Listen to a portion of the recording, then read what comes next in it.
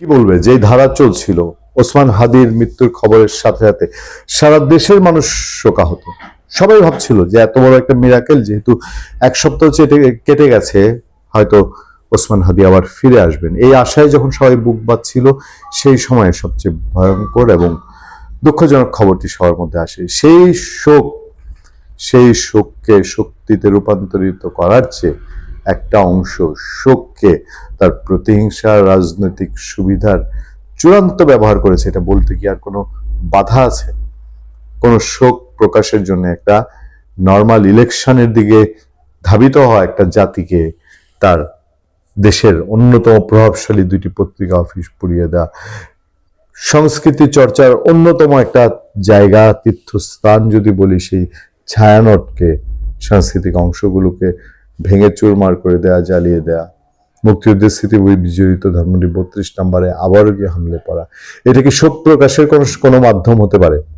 এবং এইসব যখন চলছে, তখন হাসনাত আব্দুল্লাহ এবং সাজিদ আলম, তাদের বক্তব্যগুলো খুব গুরুত্বপূর্ণ।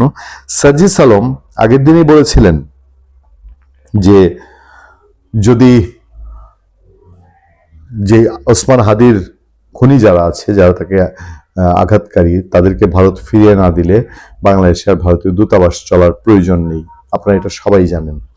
এরপর তার আরো কিছু লাগাতার পোস্ট ছিল। দেখেন, আমি যখন 2:17 নাগাদ শুক্রবার দিন কথা বলছি, তার 12 ঘন্টা আগে তার পোস্ট ছিল, খোদা আমাদের দ্বিতীয়বার সুযোগ দিয়েছেন, জান দিয়ে হলেও বিপ্লবকে পরিপূর্ণ করতে হবে। এ সময় প্রথম আলো সহ ডেইলি স্টার পত্রিকা পোড়ানো হচ্ছে, ভাঙা হচ্ছে ছায়ানট, ভাঙা হচ্ছে ধানমন্ডি 32। 13 ঘন্টা আগে তিনি পোস্ট দিয়েছিলেন, বিপ্লবকে সম্পূর্ণ করতে হবে, যা না করতে পারার আক্ষেপ ছিল তা পূর্ণ করতে হবে। কি মিন করছিলেন তিনি সেই সময়? 14 ঘন্টা আগে তার পোস্ট ছিল, মানে জাস্ট 1 ঘন্টা আগে, মানে 1 ঘন্টা পর পর তিনি পোস্ট দিচ্ছিলেন, অন্তর্বর্তীকালীন সরকার শহীদ হাদি ভাইয়ের খুনিদের যতক্ষণ পর্যন্ত না ভারত ফিরিয়ে দিতে, ততক্ষণ পর্যন্ত বাংলাদেশে ভারতীয় হাই কমিশন বন্ধ থাকবে। No or never, we are in a war.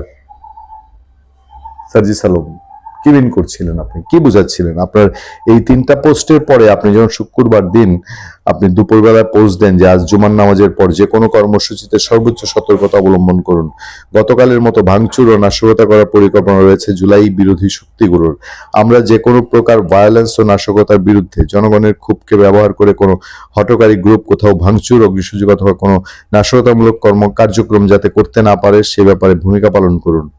সার্বিক পরিস্থিতি বিবেচনায় ঢাকায় জুমার পরে আমাদের শাহবাগের অবস্থান কর্মসূচি স্থগিত করা হলো। তার পরিবর্তে বিকাল 4টায় বাংলা মোটর থেকে বিক্ষোভ মিছিল আয়োজিত হবে, সবাইকে অংশগ্রহণের জন্য অনুরোধ করছি। মানে শাহবাগে এনসিপির যে প্রোগ্রাম সেটা স্থগিত ঘোষণা জানিয়েছে, কিন্তু সেটা টু লেট টু সে না? কারণ এর আগে তিনি যে পোস্টগুলো দিয়েছেন, সেই পোস্টগুলো কাদেরকে উৎসাহিত করেছে? এই পোস্টগুলো কাদেরকে, তখন পথে যারা নেমে এসেছিল তখন তো এনসিপির লোকজন নাই, নাকি এনসিপির লোকজন সেই প্রথম আলোতে যারা ভেঙেছে, লুটপাট করেছে, তাদের সঙ্গে মিশে গিয়েছিল? সার্জিস আলমরা এখন যেগুলো বলছেন সেগুলো একটু খেয়ে হারানো কথাবার্তা মনে হয় না? ভালো থাকবেন, সুস্থ থাকবেন। আপনার সাথে আমি আতিক রহমান, পূর্ণিয়া।